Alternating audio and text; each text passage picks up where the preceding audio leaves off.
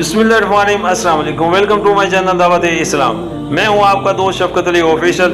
उम्मीद करता हूं कि आप सब लोग ईमान के आला दर्जे पे होंगे। सूरतुल निसा की आयत नंबर 24 का तर्जुमा, और वो औरतें भी तुम पर हराम हैं जो किसी दूसरे के निकाह में हो, महसनात, अलबत्ता ऐसी औरतें उससे मतनसना हैं जो जंग में तुम्हारे हाथ आए। ये अल्लाह का कानून है जिसकी पाबंदी तुम पर लाजिम कर दी गई है।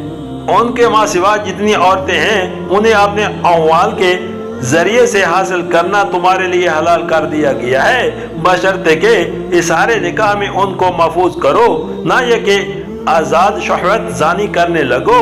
फिर जो अज़वाजी जिंदगी का लुत्फ तुम उनसे उठाओ उसके बदले उनके महर बतौर फर्ज के अदा करो। अलबत्ता महर की करारदाद हो जाने के बाद आपस की रजामंदी से तुम्हारे दरमियान अगर कोई समझौता हो जाए तो उसमें कोई हर्ज नहीं। अल्लाह अलीम और दाना है। सूरतुल निसा हाशिया नंबर 44। यानी जो औरतें जंग में पकड़ी हुई आए और उनके काफिर शोहर दारुल हरम में मौजूद हों, वो हराम नहीं है, क्योंकि दारुल हरम से दारुल इस्लाम में आने के बाद उनके निकाह टूट गए। ऐसी औरतों के साथ निकाह भी किया जा सकता है, और जिसकी मल्क यमीन में दो हों उनसे तमता भी कर सकता है। अलबत्ता फुका के दरमियान इस अमर में इख्तिलाफ है कि अगर मियाँ और बीवी दोनों एक साथ गिरफ्तार हों तो उनका क्या हुक्म है। इमाम अबू हनीफा और उनके असहाब कहते हैं कि उनका निकाह बाकी रहेगा, और इमाम मालिक व शाफी का मसलक ये है कि उनका निकाह भी बाकी ना रहेगा। लौंडियों से तमता के मामले में बहुत सी गलत फहमियाँ लोगों के ज़हन में हैं, लिहाजा हस्बे ज़ैल मसाइल को अच्छी तरह से समझ लेना चाहिए। जो औरतें जंग में गिरफ्तार हों उनको पकड़ते ही हर सिपाही उनके साथ मुआशरात कर लेने का मजाज नहीं है, बल्कि इस्लामी कानून ये है कि ऐसी औरतें हुकूमत के हवाले कर दी जाएंगी।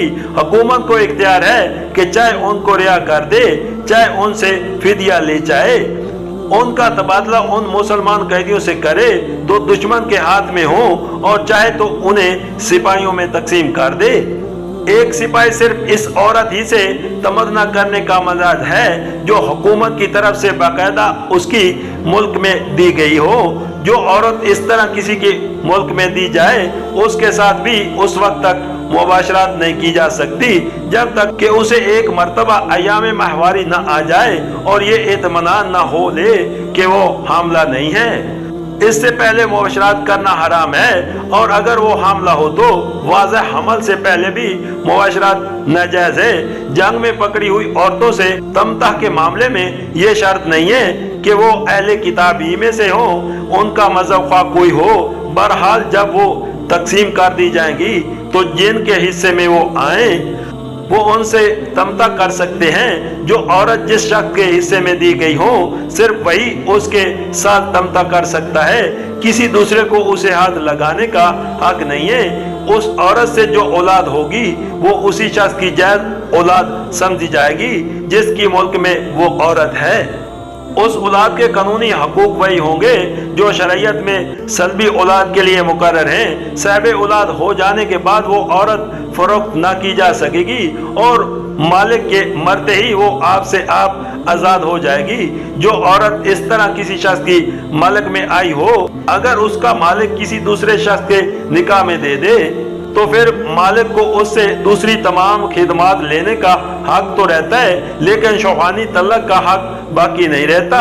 जिस तरह शरीयत ने बीवियों की तादाद पर 4 की पाबंदी लगाई है, इसी तरह लौंडियों की तादाद पर नहीं लगाई, लेकिन इस मामले में कोई हद मुकर्रर न करने से शरीयत का मंशा ये नहीं था कि मालदार लोग बेशुमार लौड़ियाँ खरीद कर जमा कर लें और अपने घर को अयाशी का घर बना लें, बल्कि दर हकीकत इस मामले में अदम तयन की वजह जंगी हालात का अदम तयन है। मलकियत के तमाम दूसरे हकूक की तरह वो मालकाना हकूक भी काबिल इंतकाल हैं जो किसी शख्स को तोय कानून किसी इसरे जंग पर हुकूमत ने अता किए हों। हुकूमत की तरफ से हकूक मलकियत का बाकायदा अता किया जाना वैसा ही एक कानूनी फेल है जैसा निकाह एक कानूनी फेल है। लिहाजा कोई मकबूल वजह नहीं कि जो शख्स निकाह में किसी किस्म की कराहत महसूस नहीं करता वो ख्वाह मख्वाह लोंडी से तमता में कराहत महसूस करे। इस तरह इन जंग में से किसी औरत को किसी शख्स की मलकियत में दिए जाने के बाद फिर हुकूमत उसे वापस लेने के मजाज नहीं रहती, बिल्कुल उसी तरह जैसे किसी औरत का वली उसको किसी के निकाह में दे चुकने के बाद फिर वापस लेने का हकदार नहीं रहता।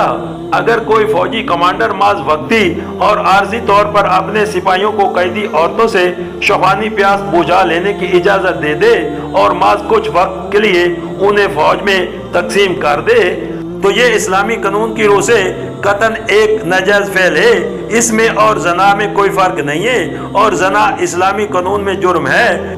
तफसीली बहस के लिए मुलाहिजा हो